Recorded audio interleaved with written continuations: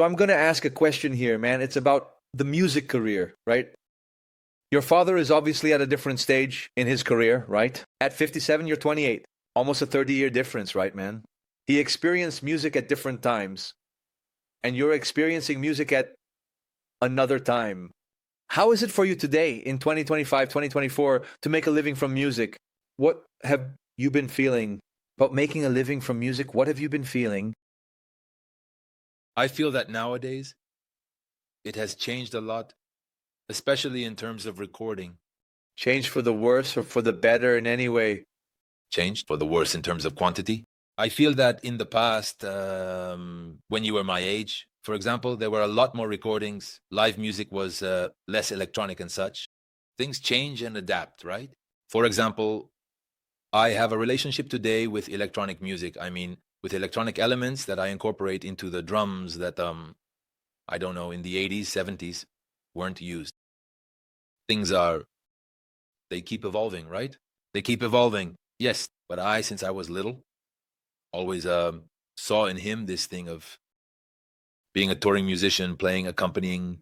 Did you always want to do this? I always wanted to. And do you still see yourself like that? Like, I want to accompany people. Yes. But he also likes to produce. He hasn't done production yet, but he has a knack for a natural knack for. He listens very well, right? So I think that's cool, right? Because I also produced some things in the Netherlands, and I also enjoy doing that. I really like recording, working with Logic. I see. And the question that I think you can speak about with much more authority than I can, which is the issue of road fatigue. Don't you feel tired on the road?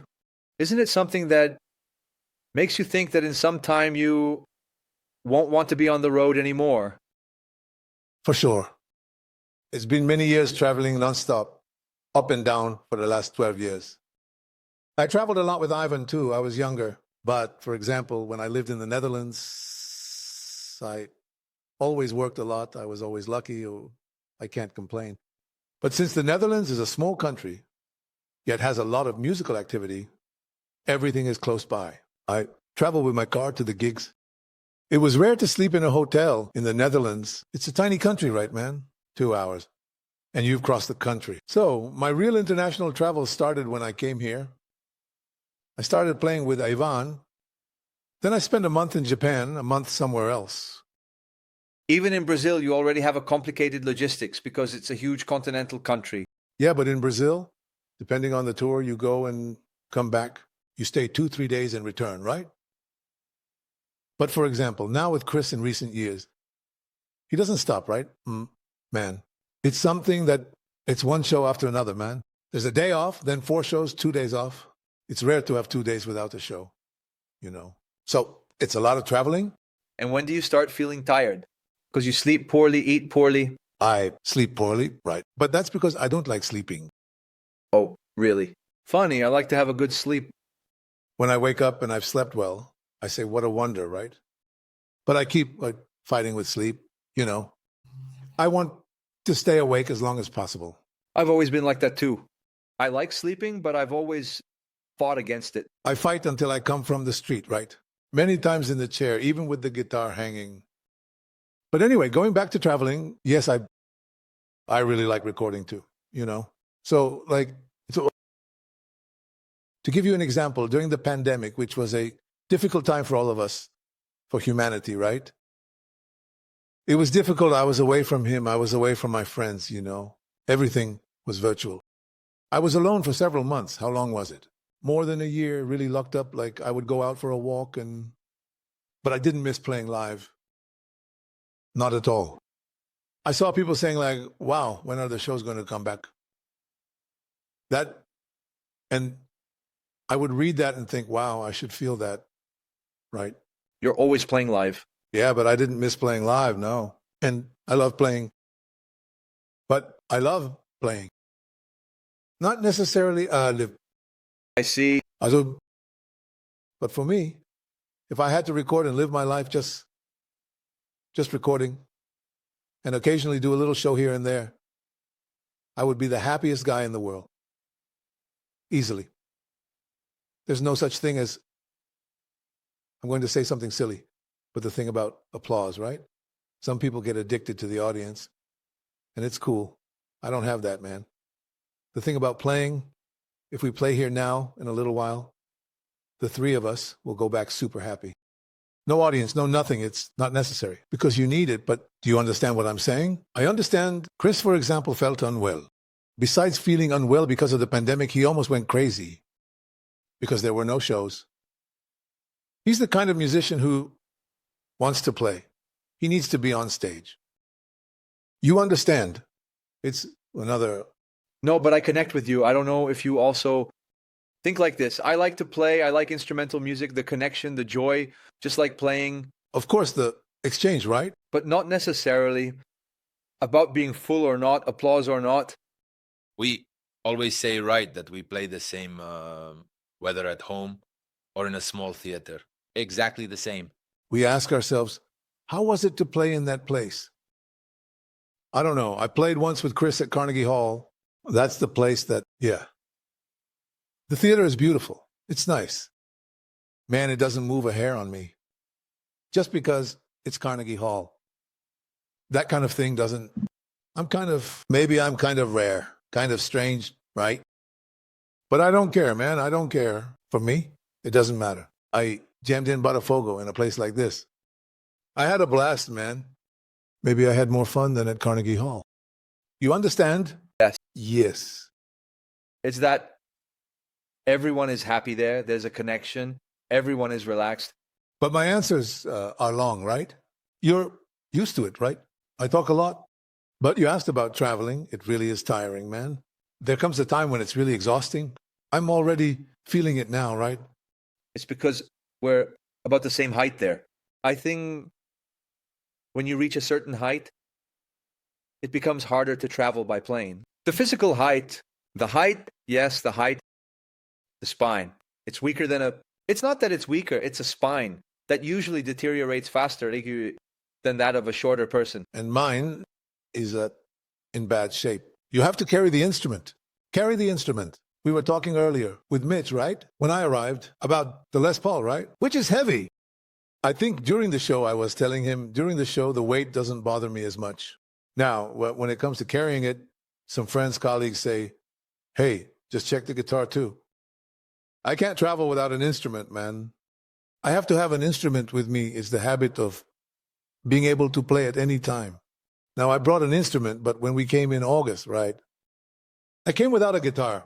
It's okay, because I came with him. We brought my drum set that I have there. So Casey came here. Well, on this trip, you're going to have to go without a guitar. And I came just fine, but there were times when I felt right. But I was with him, so chatting at first, alone like that with the instrument, in the hotel, for example. How am I going to stay in a hotel without a guitar, man? For me, that's like having a leg cut off. It's simply that I won't be able to walk. I feel that, it's a habit like that. But the road is tiring, man. The road is really tiring. The issue with sleeping poorly is that it really compromises your body, the body's recovery. For sure. So sometimes, you don't need to, you're not that sleepy. But you start sleeping poorly, eating poorly. Sleeping sitting up. Especially on the plane, right? The worst thing for me is sleeping on the plane, It's really bad. And the plane, actually, besides the fact that you're sitting, it's an environment that's not very healthy, right? It's all closed up, right? All closed up. It has recycled air, but the fact that you're flying at such a high altitude, that's why the crew, when they do a long trip, they have to, by law, have a few days of rest. It's not just for a show. It's because the body really suffers, man. Yes. This minimal depressurization is harmful. Man, for example, when the plane lands, I don't know if you've noticed this. If you have a water bottle, it does this. I've never noticed it when it descends and the cabin is pressurized, right? Did you notice that, Mitch? The bottle shrinks, man. There are two situations. If you leave the ground with it full. When you ascend, it shrinks completely. If you shrink it completely and you ascend, it expands. It expands.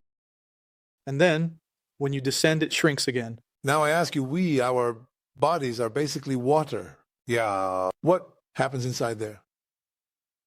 I joke with a friend saying that we are cucumbers with anxiety. Basically, I joke with friends that we are cucumbers with anxiety. Something happens inside there, man. Some organs there. Something happens inside there, man. You understand? But it is. No, seriously. So like, we don't have this. I, for example, don't have this advantage of the crew who flew today. And now have 2 days off. Sometimes I fly every day for a whole week, man. All right, short trips. But then the body starts wearing out, right? And there's also that issue. You have two options. Either go to the airport or go to the hotel. What do you usually do? Sleep at the hotel and travel the next day? Usually we travel in the morning. Switch at night. If there's a show the next day, we sleep at the hotel. There's always a hotel. Wake up, go to the airport, travel. Go to the hotel in the other city until it's time for the sound check. But sometimes there's not much time for you to rest. Sometimes, yes. It depends. If the plane is delayed, for example, in the morning, then we're screwed. But usually the tour manager is very good, right? He works with us there. He always tries to ensure there are at least a few hours between arriving at the hotel and the sound check, which is around 4 hours. And always sound check. Always before the show. Mine stays occupied. No way around it. But we have the engineer there with us, so the sound check is quite quick, smooth, let's say. Chris sometimes gets into arguments about the sound because he's very meticulous. Really? When he doesn't come to the sound check, we get through it really fast. But when he shows up, sometimes it takes a little longer, but with good reason, right? It's his show, right? It needs that attention. And for Danilo, ask him. For you, everything's fine, right? 28 years old? For traveling, for now. For this 28-year-old guy. No. Need to even ask, right?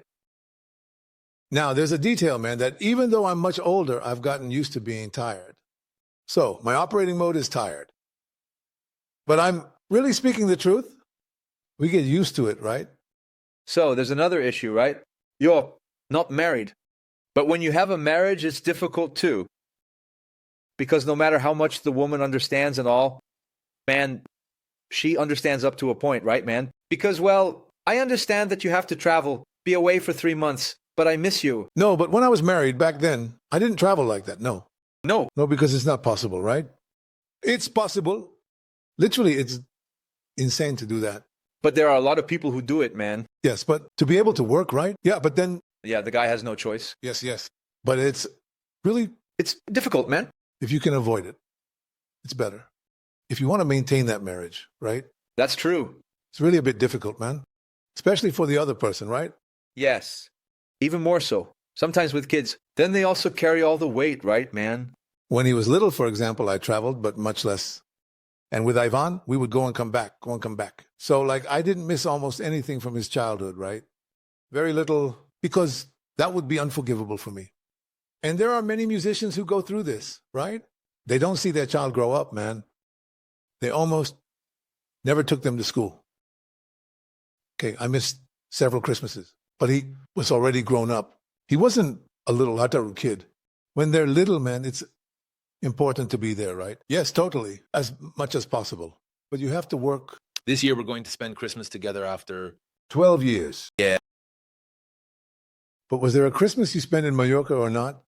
Oh, no, you came before. the year of Berklee. I think it was. But it wasn't Christmas. Oh, it was, yeah. It was Christmas, yeah. That's true. No, but I think it was true. But anyway, it's for the youth, it's easier, right? It's anyway. Yeah, for me it's still easy, but And one more thing I wanted to mention. You talked about the road, the type of work, or about teaching, for example, something that I didn't like when I was young. I used to teach in the Netherlands. I even taught at the conservatory. Cool. Just a little, but I taught. I would substitute for the professor. I found that boring, but very boring. I felt tortured, literally. I would leave exhausted. That day I taught at the conservatory, I was exhausted, man, as if my energy had been drained. But it was my fault, because in fact, I didn't know how to manage my energy.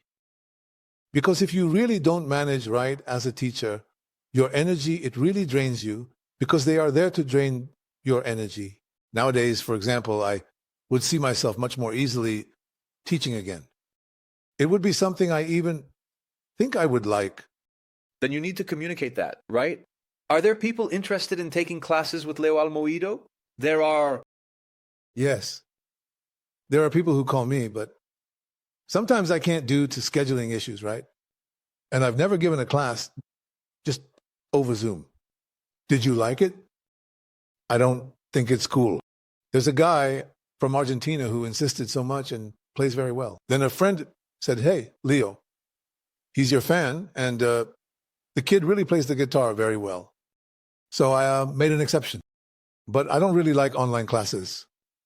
Yeah, I don't know. I prefer. It would be nice for you to record, right? A class, a course, right? Like people do. There's that too, right? Yeah, I already wanted to have that idea, but I thought you were going to ask me that. I was even thinking about how I would respond. It's because during the pandemic, everyone thought about that, right? Those who didn't already have a course started making one. I got close, but I didn't do it.